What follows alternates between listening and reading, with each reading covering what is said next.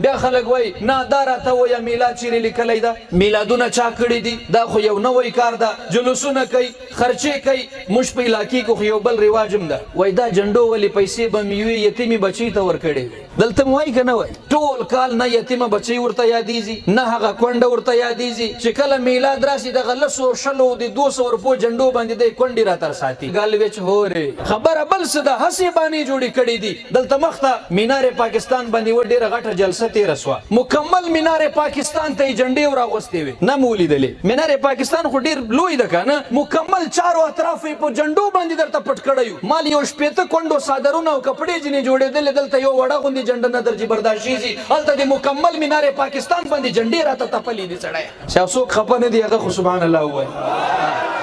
نو معلومه دا سوه ګالویچ هورې وایي نه اصل کې دلته خو ډلونه هم وي په میلاد جلسو کې تاسو ډول راوستی ده چیرې جواب خو راکړي مال چلو صحیح د ډول والبم راغلی وي خو چې کله په جوماتو کې دا سپلۍ پټېږي اوس به جوماتونه پرېږدو ته جوماتو کې سپلۍ پټېږي اوس خو زه جومات ته نظم یا به جومات ته رد او بد وایم یا به په جمع سره لمانځه ته رد او بد وایم وایي نه نو مال بیا به څه کوو مال غله ته بد وایه جومات ته بد مه وایه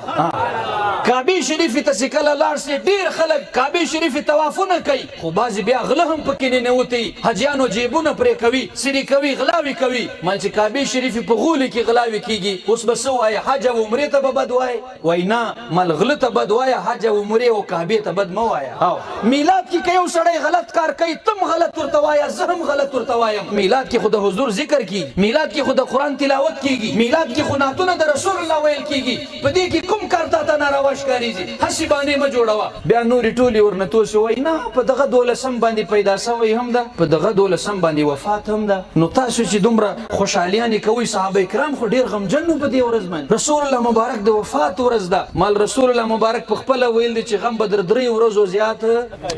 در 3 ورځو به زیات غم نه کوې 14,500 کاله تېر سو ته اوس غم او زړه راته جوړوې سړیه او غم دې هغه وکوي چا ول چې مړ د موږ مدني جانان خو اوس هم په قبر چې ژوندی ده